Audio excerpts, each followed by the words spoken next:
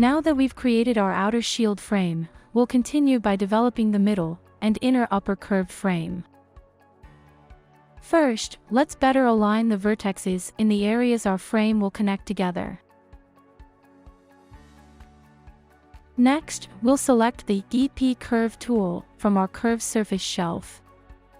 This tool can also be found under the submenu, Curve Tools, in the Create drop-down menu, in both your Hotbox and Top drop-down menus. With the EP Curve tool selected, use the reference image to create a curve that follows alongside the middle cross-shaped frame of the shield in the reference image. For those unfamiliar with using the EP Curve tool, start the curve at the base middle point of the polygon in your shield model that aligned with its placement in the reference image. Then, while continuing to hold the left mouse button, draw the line to the next point to create the curved shape, let go of the mouse button, then click and hold at the next location you'd like the point to be placed.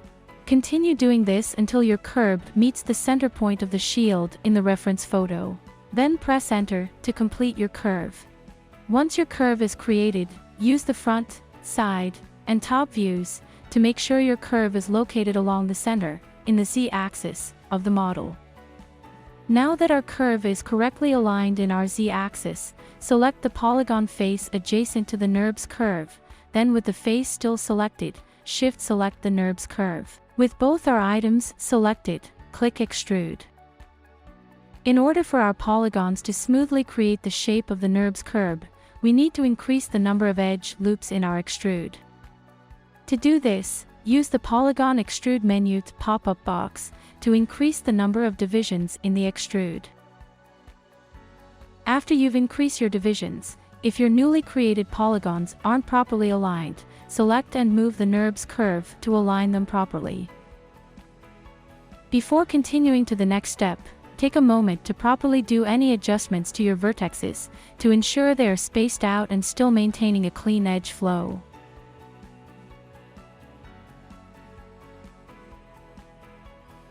Next, we need to join our newly created cross-section with the upper frame of our shield. To do this, simply select the bottom face of the upper frame sections, Extrude, and bring the newly extrude face down until its placement matches with the top face of our cross-section. At this point, we can better evaluate our model and make any edits and changes to ensure our shapes are reading correctly. So feel free to add or remove any excessive edge loops. In the modeling process, it's far easier to make changes in the earlier stages, when you have a lot less polygons to deal with, than in the latter stages, when you have far more polygons you need to manipulate. That being said, it's still important to be conscious of the amount of polygons we place in our assets, and optimize our models as much as possible as we're creating them. Next, we want to join the newly created cross frame with the middle bottom frame of our model. Select the bottom face at the end of the cross frame. Extrude the face, and move the extrude towards the face of the bottom frame. Using your reference, move the face to the point just before the middle frame widens in the reference image.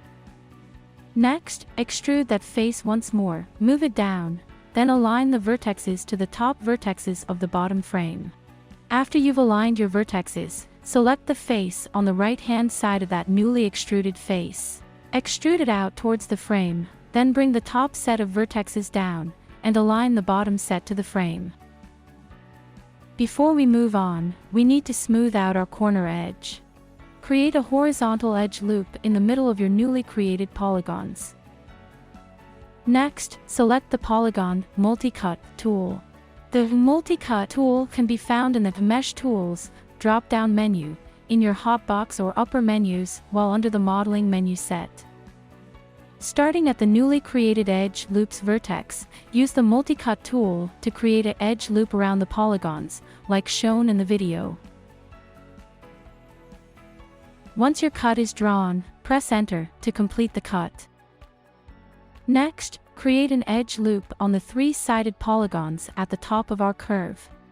At this point, manipulate your vertexes to smooth out the shape. Though it would have been much simpler to just have created 3 additional edge loops, it would have resulted in us having twice the number of faces. Despite how it may appear on screen, this method of placing edges in the middle of a polygon triangle results in all four-sided faces and adds edges to create smooth curves without significantly increasing your polygon count. Before moving on, delete the overlapping faces on the frame. Now that we have a smooth curve for the area where the lower frame intersects, let's create that same effect for the points the shield frame intersect, in the middle and top part of our frame. First, we need to create 3 edge loop, placing one for each location that our curves will start on the shield frame. Next, delete the overlapping faces on the upper part of our cross intersection.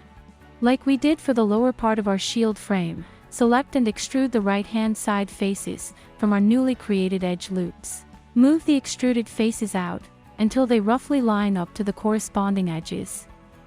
Next, delete all the overlapping faces.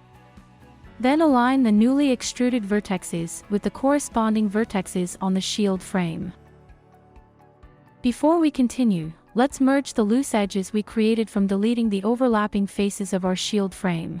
For those using Maya, with wireframe or wireframe on shading enabled, you can visualize your loose or border edges by clicking Border Edges in the Display Polygon sub-menu drop-down. To merge your edges, select all your edges, or simply the edges you'd like to merge. Then, select Merge, which is located in your Edit Mesh drop-down menu. At this point, some of your edges still may not be merged together. In order to ensure your edges are merged, increase the tolerance in the Sew Edge pop-up box. Now that we've sewn all our loose edges together, let's continue creating our curves where the shield frame intersects. Begin shaping your geometry that will form your curve. At this point, we're going to repeat a variation of the same process we used to form the curve at the base of our shield.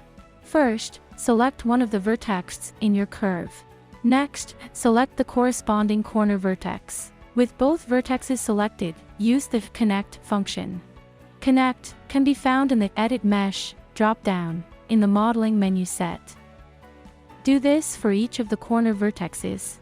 For those using Maya, pressing the G key will repeat your last use function.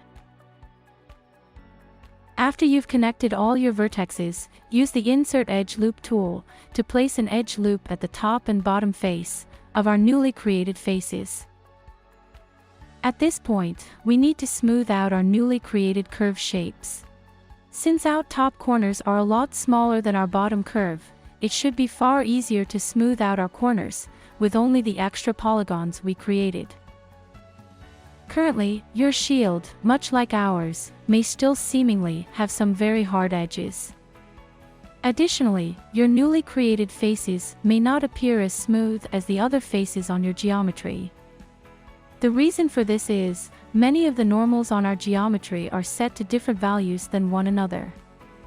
In order to fix this, in this and any other case, go to the Mesh Display drop-down menu.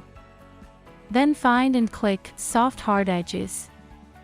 This will now set all the normals in your geometry to the same numeric value.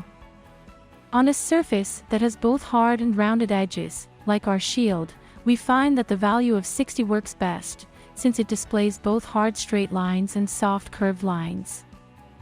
To change the values of your normals, after applying the Soft Hard Edges function, simply find and select Poly Soft Edge under Inputs in your channel box. Then adjust the numeric value of the angle. Keep in mind, a value of 0 will give you all hard edges, and a value of 180 will give you all soft edges.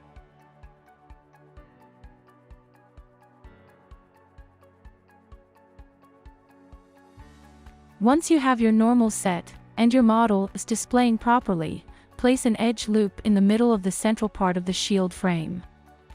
Next, select the edges of your newly created loop, and click Bevel. And for our final step, increase the segments to 4, and increase the fraction. With the base of our shield frame completed, let's continue developing our model by creating the body of the shield. Don't forget to save your scene, and be sure to join us in the next lesson.